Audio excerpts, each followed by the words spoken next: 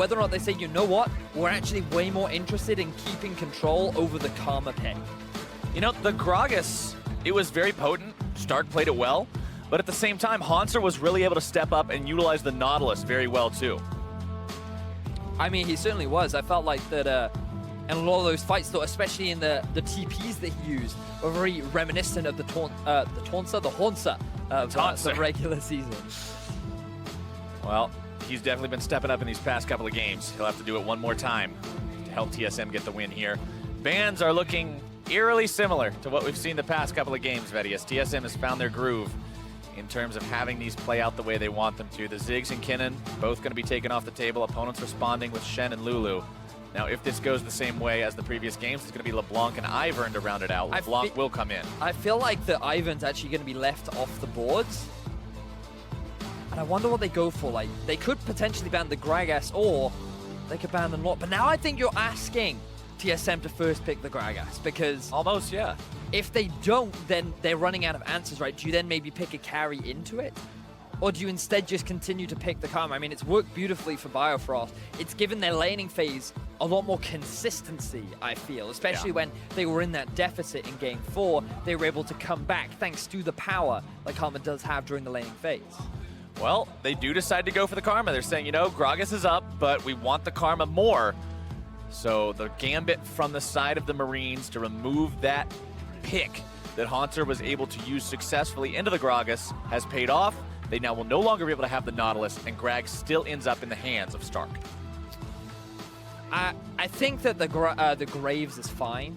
But I don't know. I feel like that when I look at Levi, I just want to see more playmaking from him. You know, like, I just feel that he's seem like him. He's so much more proficient on champions like Elise and Lee Sin. But regardless, is what he's decided. This is the final game, so they have to be feeling confident. I'd be a little bit surprised if the TSM locked in the Ivern, because Graves has always been considered a counter pick into Ivern, largely because he can match the scaling. And while he doesn't provide the same level of utility, he certainly makes up for it in terms of damage. And when you think of early trading power, sure, Ivern has some pretty powerful ganks around the level 4 mark, but Graves can really match it if you end up in those small skirmishes. And Svenskeren in the last 2 games really has been a big factor in a lot of these fights. Well, with that Ivern picked up, it'll be the first time this series we get to see it. And TSM's going to go ahead and take Syndra this early. It's going to be a Fizz. This is definitely going to be a Fizz from Optimus. No reason not to. Right there. Realizes he has to do it right now, too, or it get banned away. So Bjergsen, during the laning phase, this is very much like the Orianna matchup, but not quite as safe. In team fights, it's going to be so much easier for Optimus to be able to kill that Syndra. So we can talk more about that matchup when we get into the game. But now, 80 carries. Remember, the Gigabyte Marines get first pick. Right. The best thing for them to do right now is ban away as many ADs as possible and lock in the first rotation, which is likely going to be the Ashe once again. Now, Slay, compared to his Ziggs, it definitely hasn't been quite the outstanding individual, but his arrows have been pretty consistent. And it's fascinating how TSM are actually shifting things up. So now I wonder whether or not they leave the Varus up, they ban away the Ezreal for Gigabyte Marines, and then they look to try and get themselves an early Varus. Decisions. Pressure is on. 5th game of the series. One ban could make a big difference in how the game ultimately plays out and how the compositions ultimately take shape here. 4 seconds left. You can tell they're taking all the time possible to think this one through, and Lucian will be the ban. All right. I mean, okay, so I think the reason why they banned Lucian is because when you consider like a protect the AD composition, that makes a lot more sense, putting a Lucian in there rather than someone like an Ezreal. So basically both of the superstar AD carries that revolve around this build around a single champion build have been kind of taken off the board. Well, TSM definitely still has a team that's capable of peeling and protecting any kind of a carry. Between Karma and Ivern, it is so hard to kill somebody. They could very well go for a Camille top lane. Now, after the nerfs, she has been considered slightly lower in terms of value, but I feel that given Haunter's performance in the last 2 games, and given how consistently he's actually been dumpstering on Stark, maybe you just take the gamble. Maybe you do lock in the Camille and you just look to play around Haunter as your superstar carry. Well, Varus has been locked in for Slay. You can tell Turtle's thinking about that Ezreal by how long he's been sitting on the hover. His performance on the champion was good in game number 3. Looks like we're going to get to see him here in game number 5 as well. One more pick for TSM.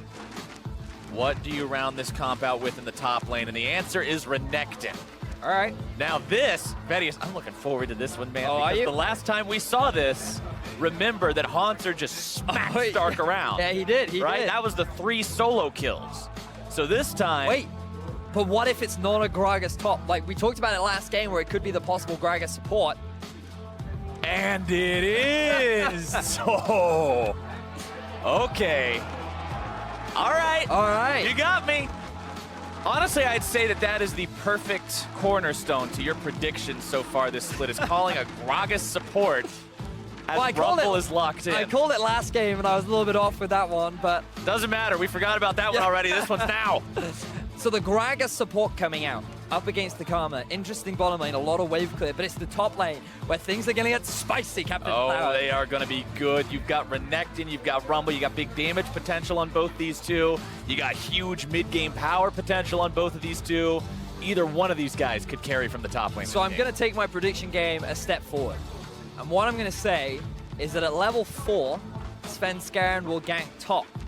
Okay. Haunter's going to allow Stark to overpush. He's going to overextend. I feel like Levi is actually going to start on the top half of his jungle and go bot. And I think that Svenskeren and Haunter are going to look to get that first blow onto Stark and start the snowball in Haunter's favor. All right. We're going to write that one down and see if that actually comes true. I'm sure TSM would love to have that come true, because that puts them off to a great start, allows Renekton to be the bully he wants to be. Now, as long as Haunter stays more relevant this game than Stark was in his Renekton game, TSM should be able to find some good use out of him. But if he does fall behind like that, this series already showed us what happens to the champion. TSM also, like we mentioned, getting to use Ivern for the first time. Champion banned away very frequently these days. Whether you're competitive, solo queue, anywhere, Ivern is strong. Oh, he is. He certainly is.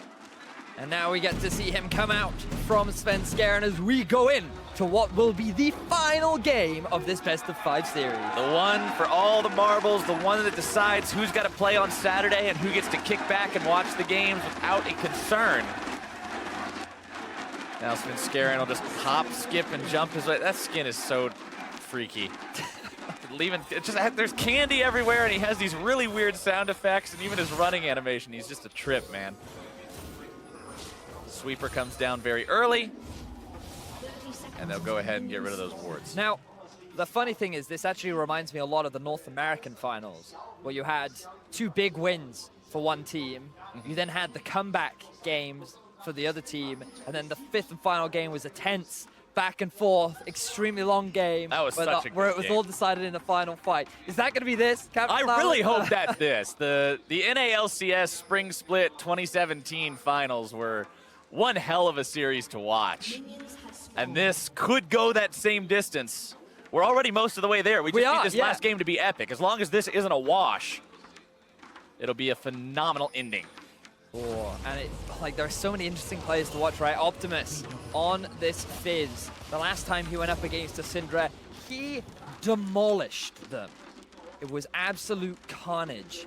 Optimus even got himself a quadra kill in the top lane in that game. However, that Syndra wasn't Bjerg. And that Syndra was not Bjergsen.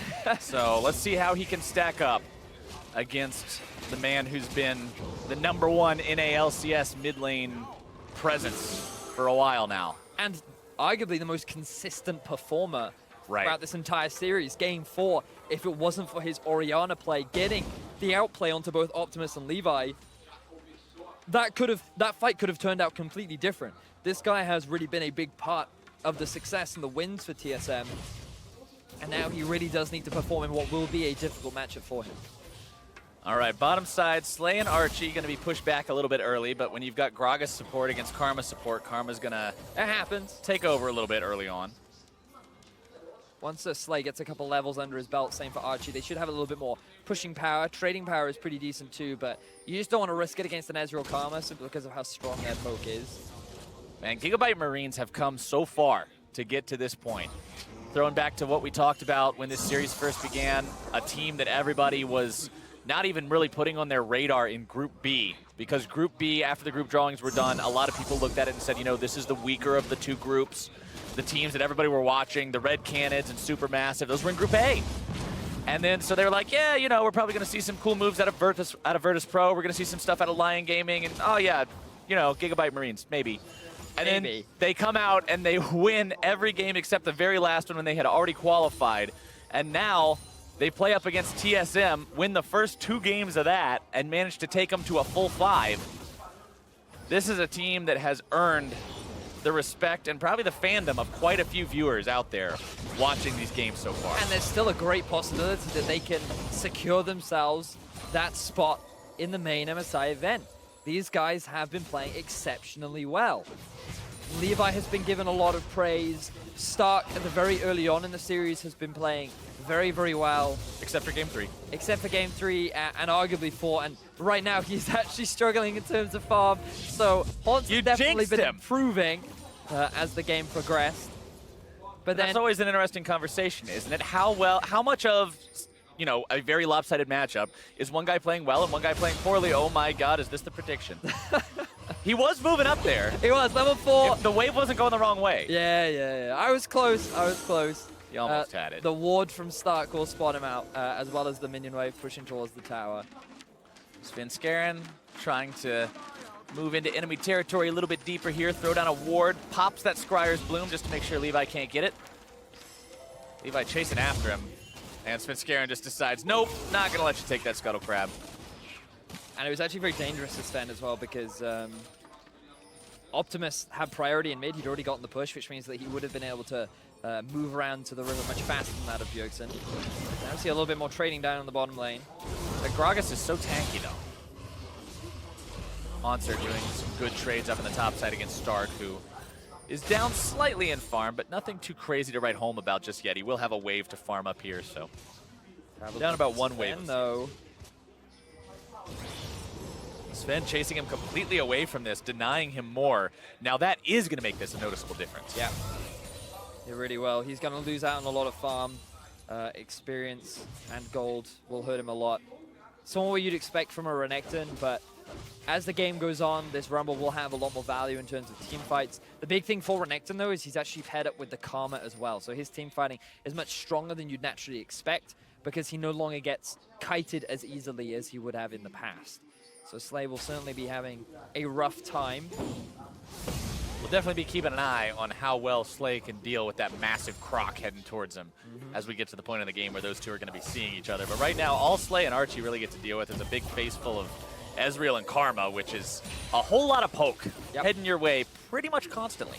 Yeah, that's why having that long sword and 3 health pots is always a bit of an advantage. Gives you a little bit more sustain. Deals with the ever-consistent presence of that Karma Ezreal bottom lane. And what I also thought was pretty interesting was that Bjergsen actually went for a very early Megatron cloak, rather, to get that, to be deal with that level 6 spike. He was like, I remember the last time this happened. And, I know what these guys do. You know what, I will adapt my playstyle. Not willing to play that game. Interesting thing to point out is that when they did make the level 6 play on him in the last match, he did not use barrier, even though he used flash. The barrier stayed up because he knew it wouldn't save him. So the Negatron cloak, along with the barrier, should be able to allow him to weather that storm. Yeah, certainly will. He's got flash up too, and I think Bjergsen's also showing just a lot of respect to Optimus. He doesn't have to win the lane right now. He knows that he has a farm advantage. He can just keep farming away. He'll pick himself up the blue buff, which means that in terms of scaling, he's going to be absolutely fine. The big thing that you have to bear in mind against the Fizz is you cannot allow him to get ahead. Doesn't matter if you're even, just don't fall behind. That is the worst case scenario for you to be in. Oh, we could see some craziness here, Vedius. Levi dropping a ward to try to keep his red buff protected. They want to steal this one. Svenskaren's going to try to channel, but he won't be able to. Having to flash away. The blast cone gets 2 of them over the wall. Svenskeren still gets off to the side. Bjergsen trying to keep himself in a decent spot. Haunts are going to pop the ultimate. Optimus's ultimate not going to be doing a whole lot. Archie making his way into this fight means that TSM has to disengage. For some reason, I thought that Archie was a top laner. I'm like, hang on, how is there a Rumble and a Gragas in this game? And then I'm like, oh yeah, he's support, and he's roamed up from bottom lane. So Archie, he went back to base. He moved in with Levi. They recognized that the invader was happening, so they knew that if they had the 4 members, then they would have been able to get themselves a couple kills. But Bjergsen holding on to his E, so that any time Archie tried to go for the engage, he didn't have the level 6, so he didn't have to worry about the ultimate, and they're able to disengage. And you know, the nice part about Ivern, and one thing that I think goes unnoticed sometimes, is how nice it can be to always have a buff as well as give your buff over to your laners. It's a conversation that's been happening more and more as the champions become more popular, but it's really, really strong to be able to pass those off like that. Really obnoxious too. Something that we saw from the Direwolves actually was when their mid laner ran Talon. The fact that he could get a double buff whenever he wanted, paired up with an Ivern, meant that his laning was so much stronger than it should have been. Double buff. Yep. He's just going to get a quick refresh on that. It's not too bad for Fizz because he's not like that mana reliant.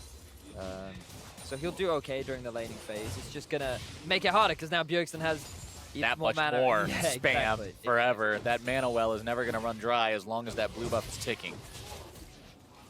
Bjergsen also with ultimate available. Optimus, his will be online here in just a moment from where he tried to use it earlier.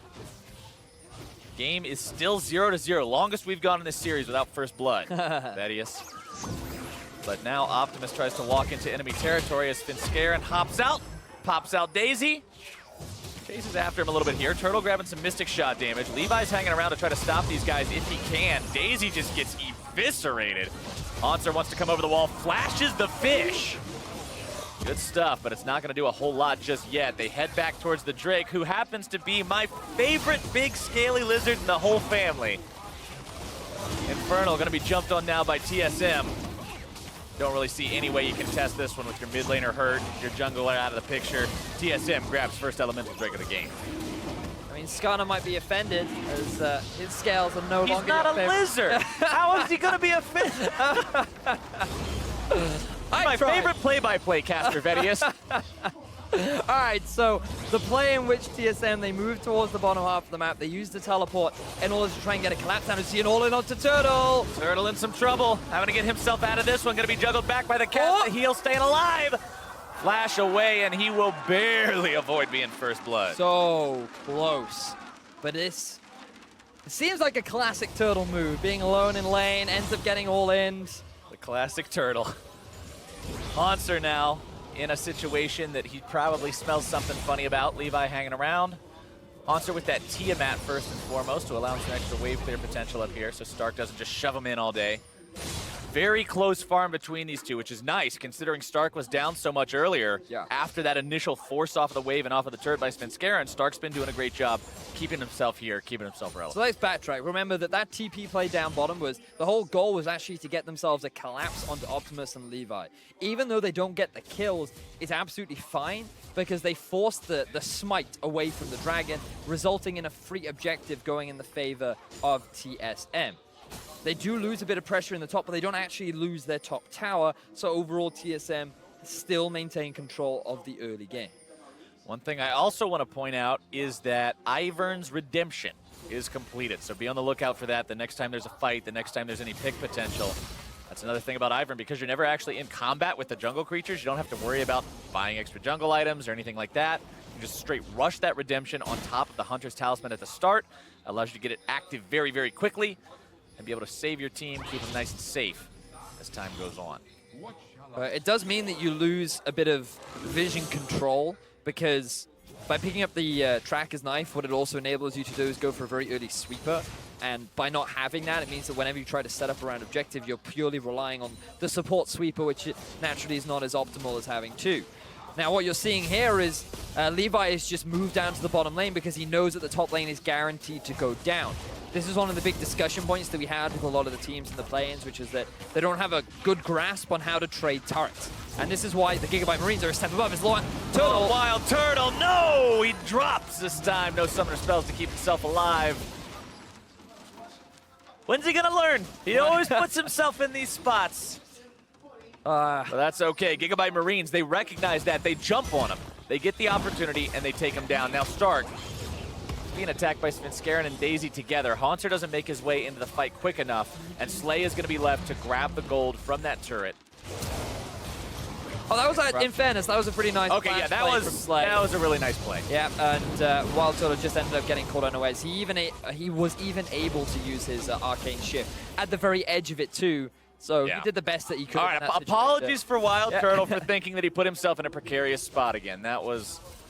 The Wild Turtle no was not required, but he was still finding himself first-blooded. You can criticize him for using his flash and heal earlier, being in a position that he really should not have been. Well, we've now got ourselves a game that's not even 100 gold apart, as these two teams are still going to remain even thanks to the 1 kill, of course, going the way of the Marines. But TSM, you know, getting turret first blood, that extra gold coming in through that is going to make up for it. It really will. Now, one of the big things you have to remember when playing with the Fizz is your severe lack of wave clear.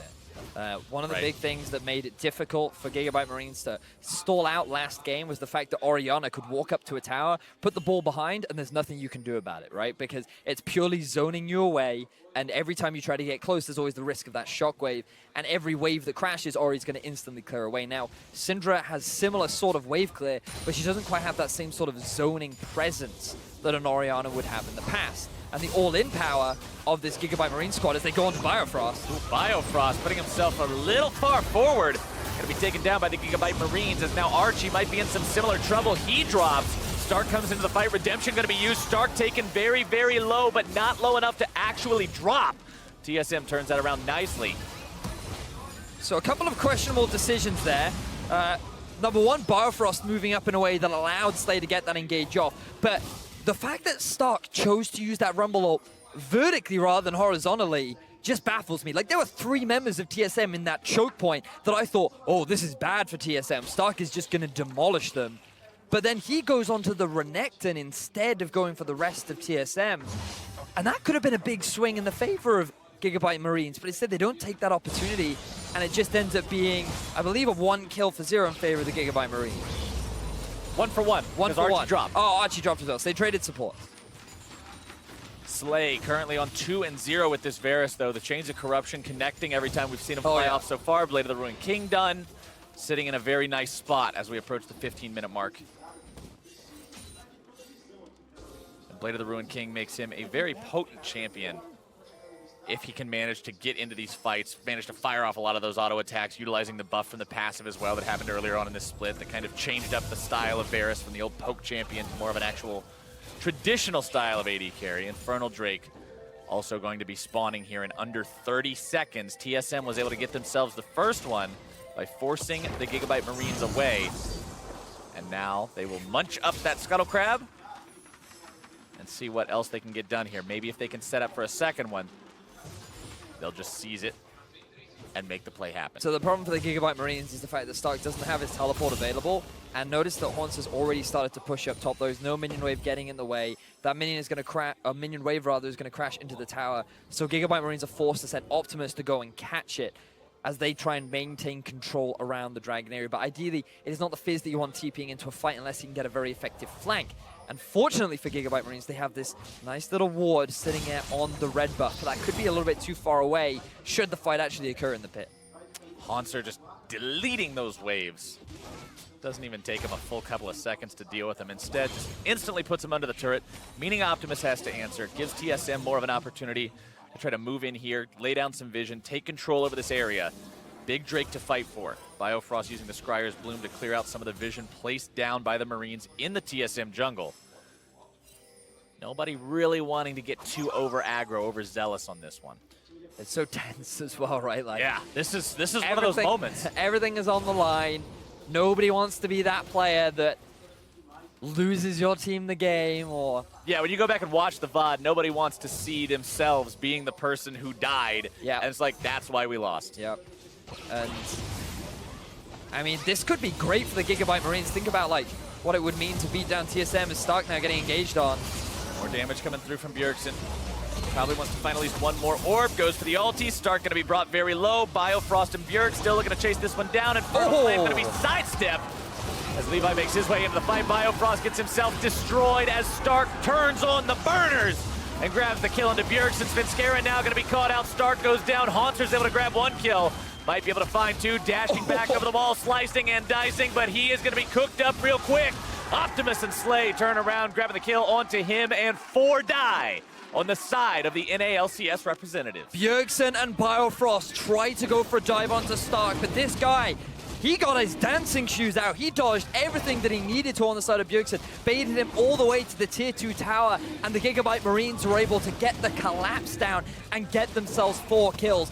Think about what this means for the squad right now. This is going to propel their gold lead so much further, but can they get any real objectives aside from the Dragon off the back of it? That was such an overextended chase from TSM, and Gigabyte Marines do a good job of punishing. Oh, they really do. So you can see here, Bjergsen takes a fair amount of damage from the tower, and look at all the mana that he ends up burning trying to get this chase on the Stark. He just needs to land this Q, but sidestep. Stark knows that the W is going to come out. Again, sidestep. And while all this is going on, Optimus comes in from the flank, using his TP right behind Bjergsen and Biofrost. Meanwhile, Slay, he's behind the wall, freely getting all this damage off that cannot be punished.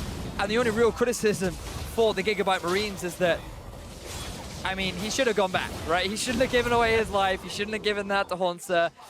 But overall, they still get all the kills that they want. They're able to get themselves the Infernal Drake. And think about the momentum that this will now give them.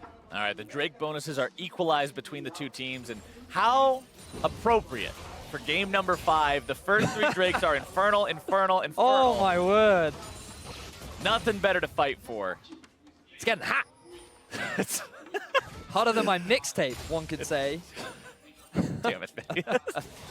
It's getting hot in here in game number 5, and the Gigabyte Marines are the ones looking to turn it up even further as they've now got their 6-2 lead. They've got 1,500 gold in their pockets. They've got TSM in a spot where they think, where they hope, where they expect to be able to take this game to them and walk away with the victory that it looked like they were closing in on 2 games ago. Yeah.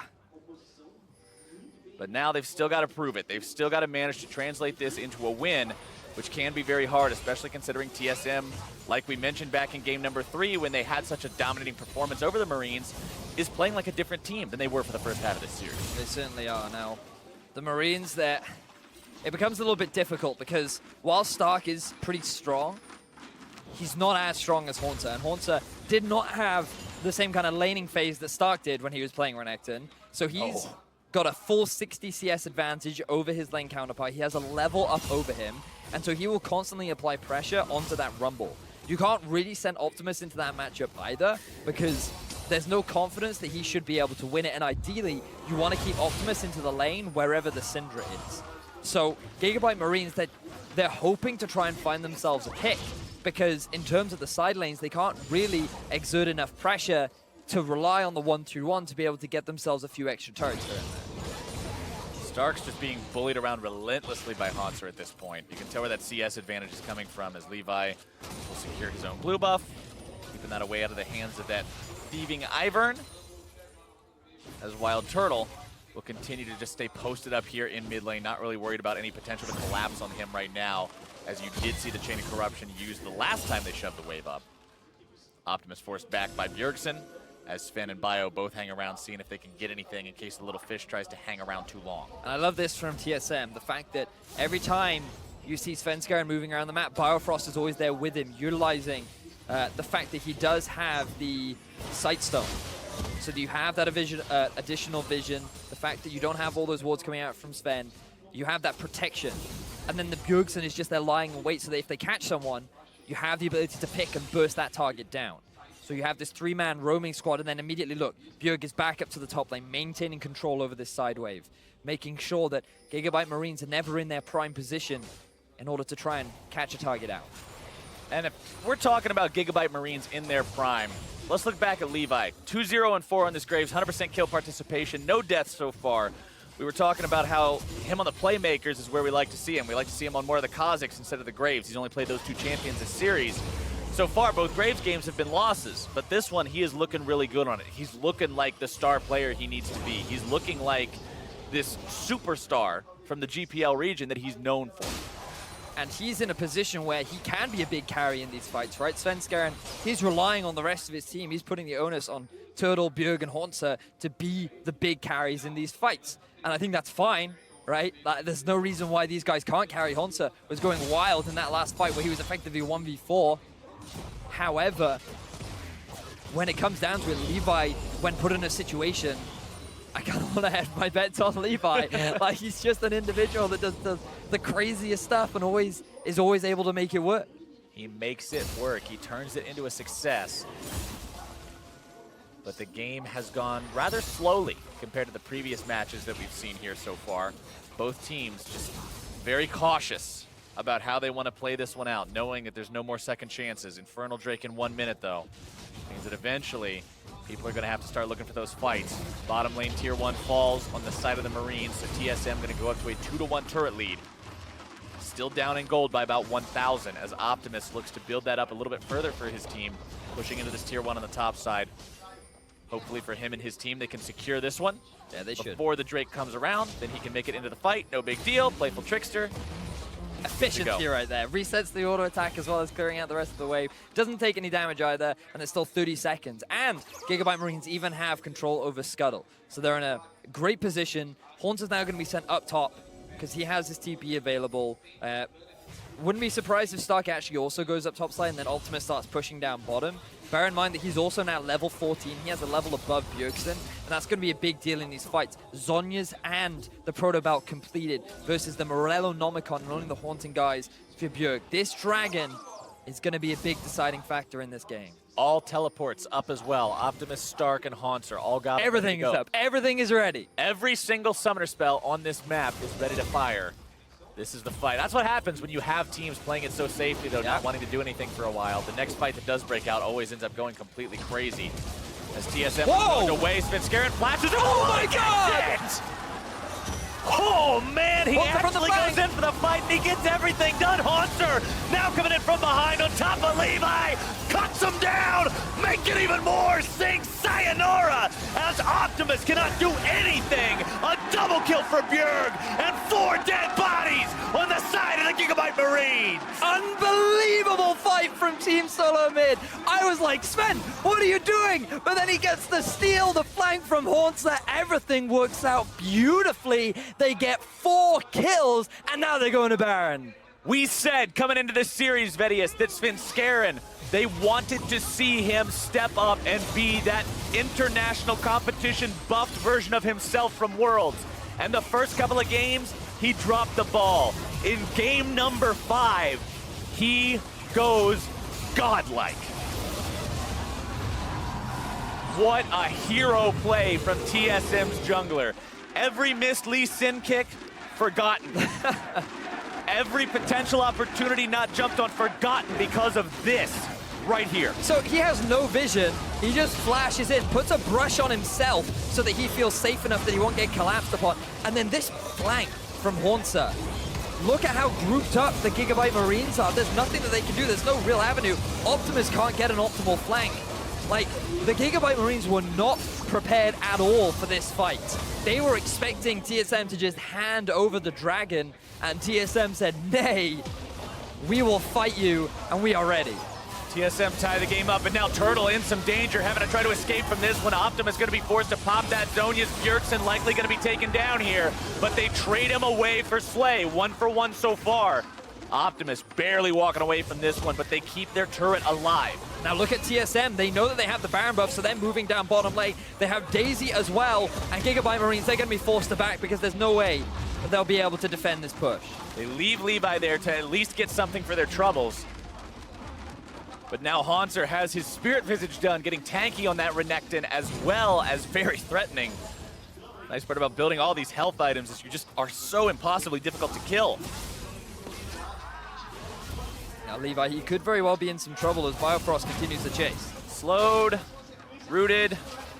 Biofrost continuing to look for something if he can find it, but all he finds is a couple more Marines waiting for him, so doesn't really want to go in there anymore.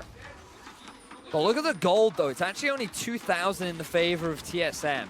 They get themselves a fair number of turrets, but it's actually still equal to that of the Gigabyte Marines. This mid lane still holds strong for Optimus and the crew. But Haunter's just, now he's reached the flame horizon. He is having an immaculate game. 16 to the level 13 of Stark. Oh my words. Yeah, that's not even a close contest there in the top lane. Is now Stark getting himself jumped on yet again. Haunter, at this point, you don't even care about the turret damage almost. Just hanging out, putting more damage into this one. Gigabyte Marines, although the game is tied 7-7 in terms of kills, they are on their back foot for now. Svenskeren going to be caught out. A good punish, a good catch opportunity here. Juggled back, the redemption cannot save him, but Haunter is in the fight, gets one in return, but he's going to be taken down. That is a huge pickup for the Marines as they go 3 for 1. They end up losing the tower, but the Gigabyte Marines win out on the fight. Haunter, I thought that was going to end in disaster when he just charges into all 4 members. But unfortunately for TSM, they cannot hold the line, and Gigabyte Marines, they do just that. So far in terms of gold, they're only about 2,000 behind. Levi is getting stronger and stronger by the fight. And you can just hear Sven, he's just trying to zone away some of the targets. He's not expecting Slay to use his own brush to get him caught out. And then just watch Haunter, you think, oh, this is going to be bad. Stark drops so quickly, but they just keep cutting back. Slay and Levi doing their best to make sure that he stays at arm's length. And they're able to win out in the fight 3-for-1. Meanwhile, off to the side, Biofrost just gets dunked on by Yeah, he got Optimus, dunked. Yeah, he couldn't. There was absolutely There was no nothing analysis that, there. It was just, yeah. Here is Bucket, fall in it. Fizz did Fizz stuff, and Karma died. Rip to Biofrost. 0-3 and 7, though, contributing to 7 out of 8 of the team's kills so far this game. Wild Turtle has opted for a Hex Drinker to try to stay alive a little bit better against that Fizz. Who knows? Maybe it'll help him out. Stark also a big threat. Does a lot of AP damage, so that could end up being the difference between life and death for Turtle as these fights go on. 4-1 and 5 for Levi, who now has Blade of the Ruined King and Black Cleaver done on that grave. All right, fair. I mean, Blade of the Ruined King's strong, right? Sure. Why not build it on Grave? Build it on everybody. I mean, it'll certainly help with your ability to kite the Renekton, steal away his movement speed, make his life more unpleasant than it already is. I mean, I say unpleasant, he's level 70. I mean, he's having a pretty pleasant Yeah, life. he's having, he is. Right now, I think that he's having a nice warm summer's day with a cup of tea, feeling pretty good about himself. Randu and Zoman now completed 2. 30 minutes into the game, and he's got 1 item left to build. Very convincing performance from the top lane this game for Haunter. Meanwhile, Stark, 3rd game in a row now where he hasn't had his best of performances, only now working towards his 3rd item, which just pales into comparison of that of Haunter. And he is going to be a big deal in these fights because Optimus cannot carry them alone. Stark is going to be one of the big damage dealers, and once that Void Staff is completed, sure, then the Gigabyte Marines are in a slightly better position. But pretty much this entire goal difference sits on top of Haunter versus Stark. Stark's up in the top lane. TP's up for both top laners right now. Optimus does not have his. You can see the Gigabyte Marines rotating towards the top side because they know they can't really contest this Drake. Instead, TSM will grab this one for free. That'll be their 3rd. Can't have any more than 3 of one kind in a game, so sadly no more Infernals. Instead, it's going to be Ocean going their way. As the Marines head up topside to take the tier 2, look to make a value trade out of losing that Drake. True Shot Barrage to clear out some of the minions, but it will not stop the push. And the Marines will almost tie up this turret count, bringing the gold back under 1,000. It was actually really smart as well because they'd pushed out mid lane too, and so that the wave had completely reset, which means that even if TSM wanted to try and respond, there was no way for them to take in mid. Bottom lane was being caught by Optimus, and so it was a very easy tower taking the top lane for the Gigabyte Marines. So now 1,000 gold, that's like nothing at this point in the game. So close, so even. The real disparity is because of Slay. He's very strong right now, especially with his itemization being completed, even though he is a little bit behind in terms of farm, which is made up for by that of Archie. But like, this is becoming a very long game, very tense. So close. Even with the Baron, you'd think that TSM would snowball that heavily in their favor, but they were only able to get a couple of tier 2 towers. Still largely in their control when you just look across the vision, a lot of it invested towards the bottom side. But Baron, with it spawning in about 30 seconds, that is where the vision really needs to be invested for both teams. And Gigabyte Marines need to be ready to take that fight. We need to see some of that decisive, coordinated team fighting that we were talking about from games number 1 and 2. If these guys want to take down TSM around this Baron fight. Remember, the TSM setups have just been where they needed to be so far in these fights. As now Haunter puts himself in a spot trying to solo out Stark, but this isn't really going to be much of a solo attempt for long. Haunter goes just way too ham, puts himself in a spot where he can almost take down 2, but almost taking down 2 is worse than definitely taking down 1, and TSM loses their big top laner. Yeah, and bear in mind that Levi, he went top, but the moment he realized that Haunter was dead, immediately started making his way towards the Baron. He knew that TSM would try and rush this objective down, and with Levi and Archie in the vicinity, there was no way in which TSM could commit because both TPs have just come off cooldown. Now it is Gigabyte Marines that can set up vision. That is 30 seconds on top of Haunter. Push out top, push out mid, get a push down on bottom, and then start making that play towards this big purple worm. Good smite secured by Levi onto that Scuttle Crab as well. Every little bit of vision, every little bit of control helps.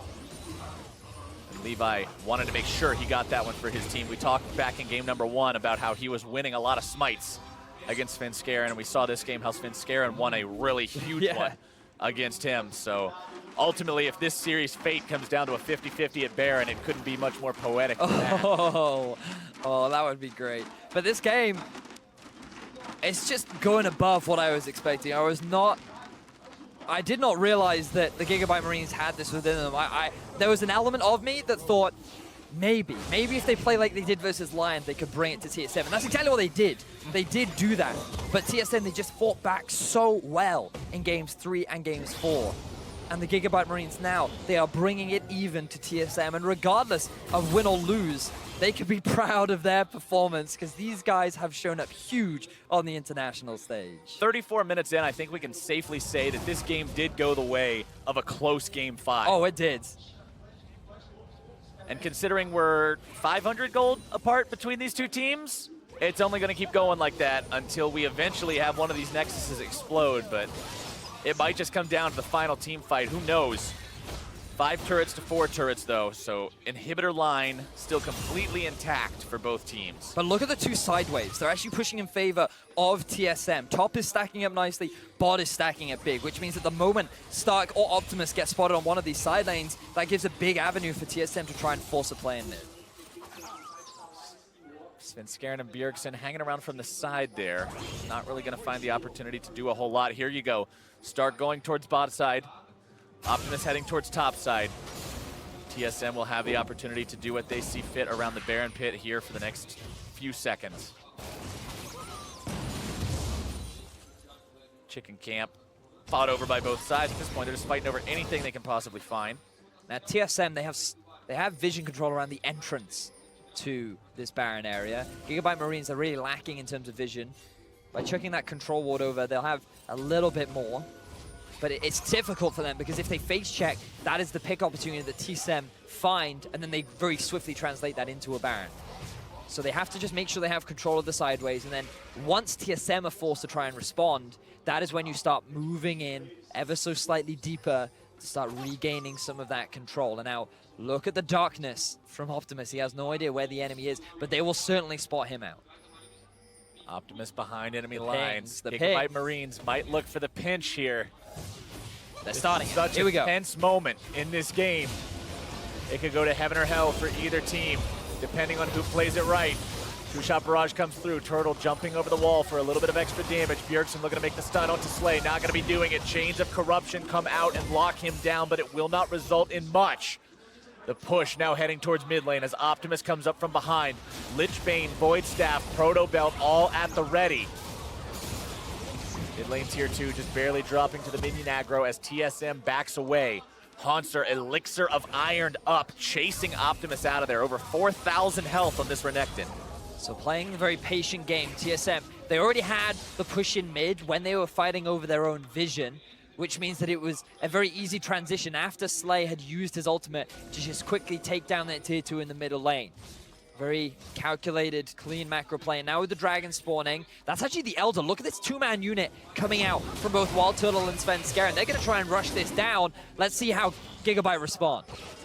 TSM trying to keep attention from Gigabyte Marines in this top part of the map, and they're just going to take it. This is not a team that you can expect them to dilly-dally around and not make a call.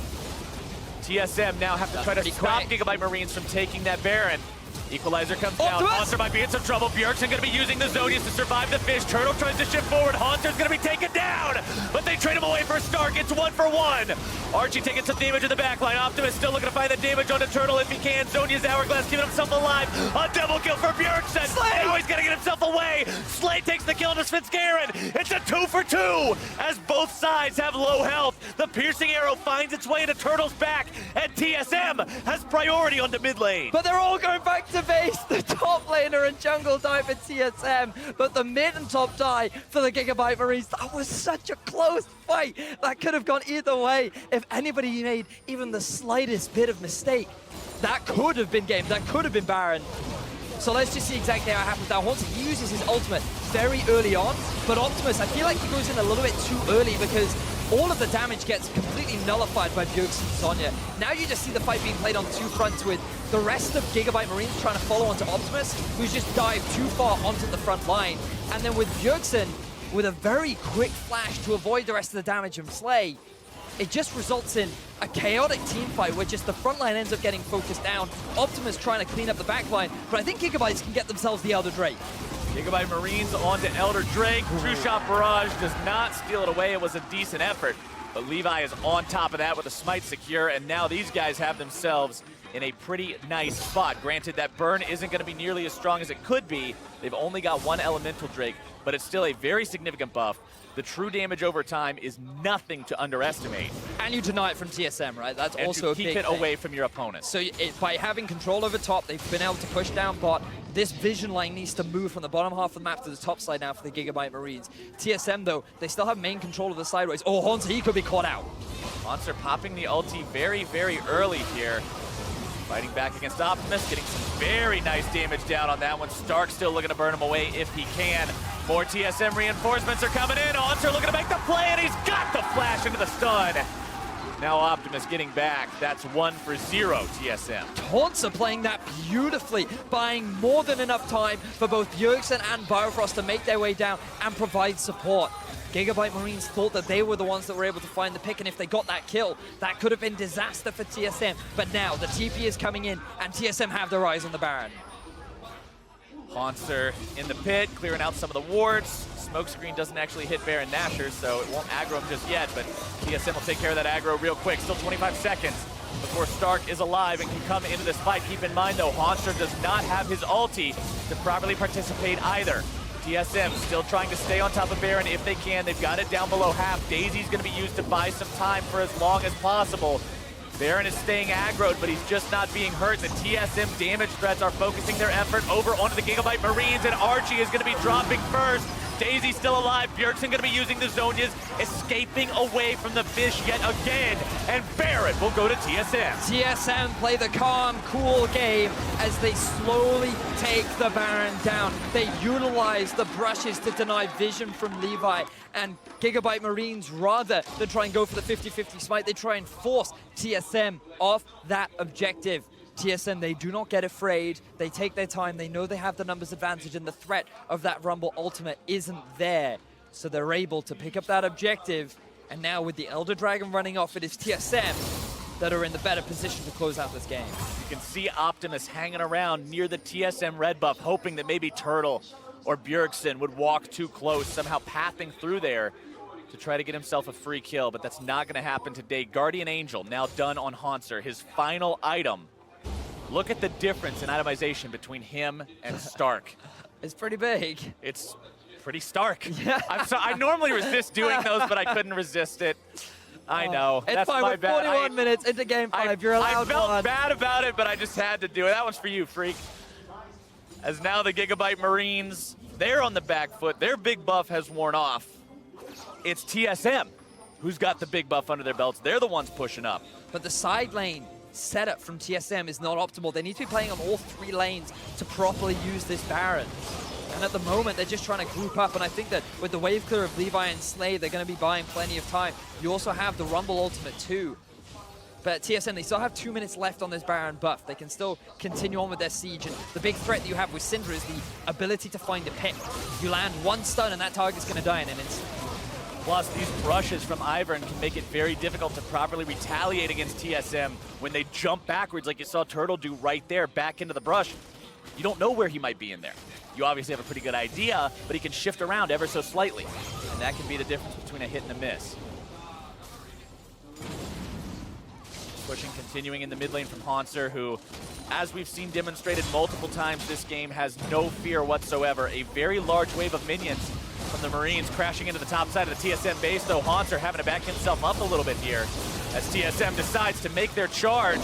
Going forward, Stark going to be juggled around a little bit for now. Daisy doing her job and just containing him as TSM will break open the Gigabyte Marine base and take down inhibitor number 1. Now looking to make their retreat before any sort of a punish happens. The top lane still just being pounded by that minion wave. Now, one option here for the Gigabyte Marines is if they just try and stall the backs, they could actually TP to the top lane and rush that tower down. But with the threat of the Baron passive being used to stop the backs, Levi a little bit slow there, but still. TSM, they walk away with exactly what they want. They've been able to get the bottom inhibitor. The Baron going to be wearing off in 30 seconds. Means that this is a prime position to start playing around the next Baron. With that objective gone, it will start feeding gold into Stark. And bear in mind, the later this game goes, Renekton's not going to get any stronger, but No. Rumble certainly is.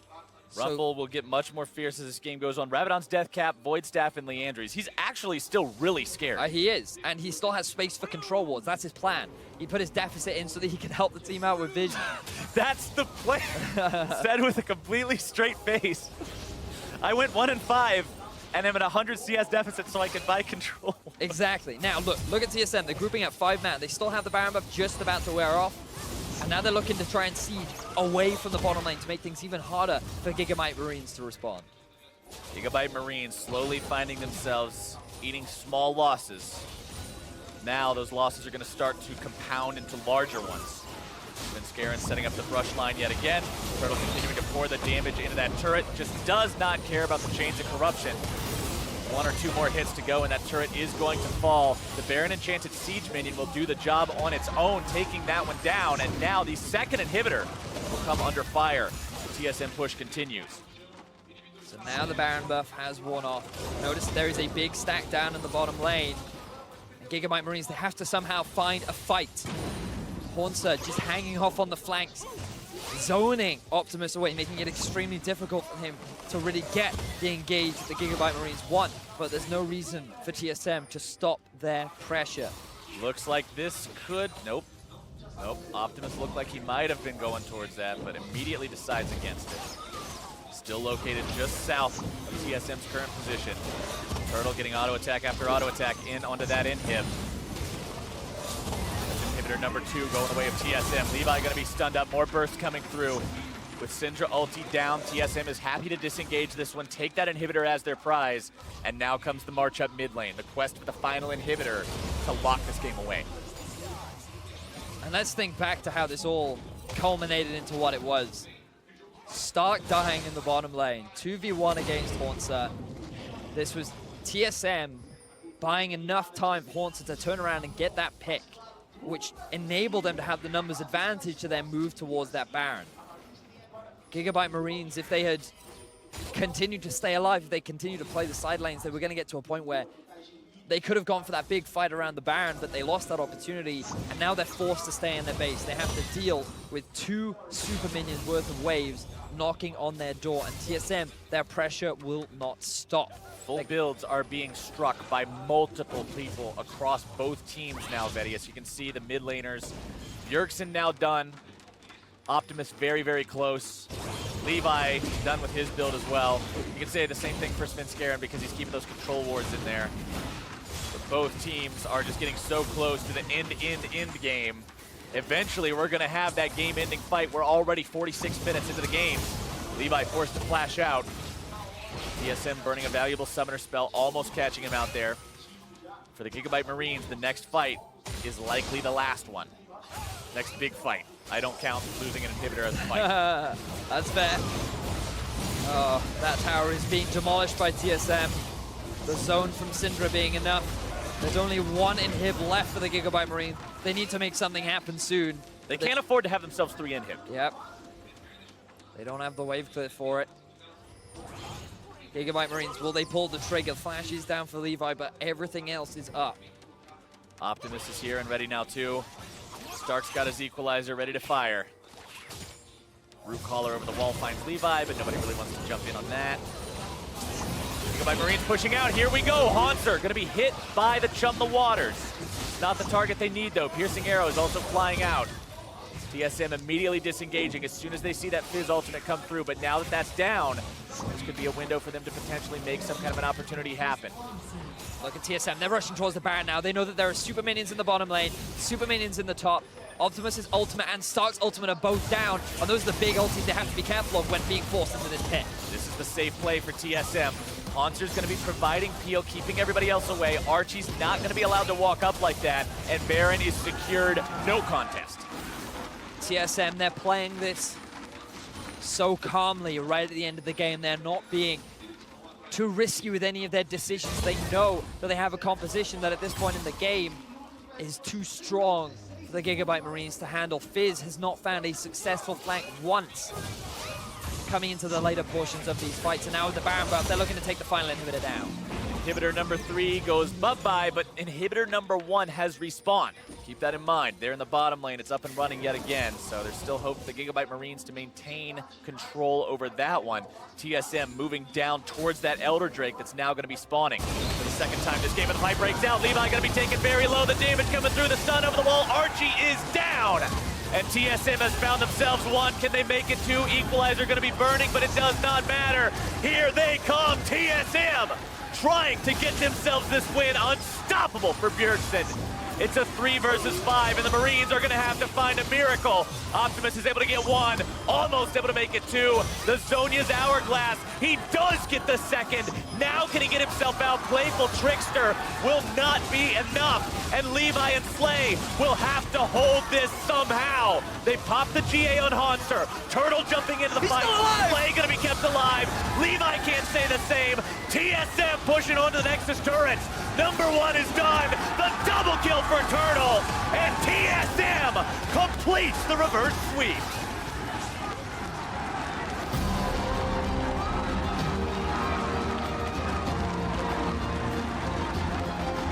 North American fans breathe a collective sigh of relief. And so did TSM, look at them.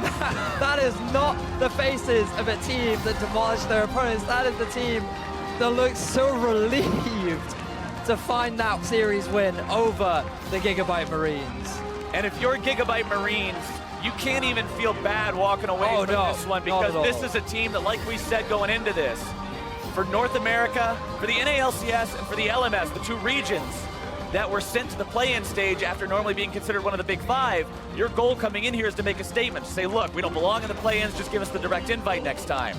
TSM is relieved to get out of that series with the Gigabyte Marines with a 3-2. TSM is relieved to have defeated them as opponents, and the Gigabyte Marines have shown that they are indeed a team that can hang with some of the best out there.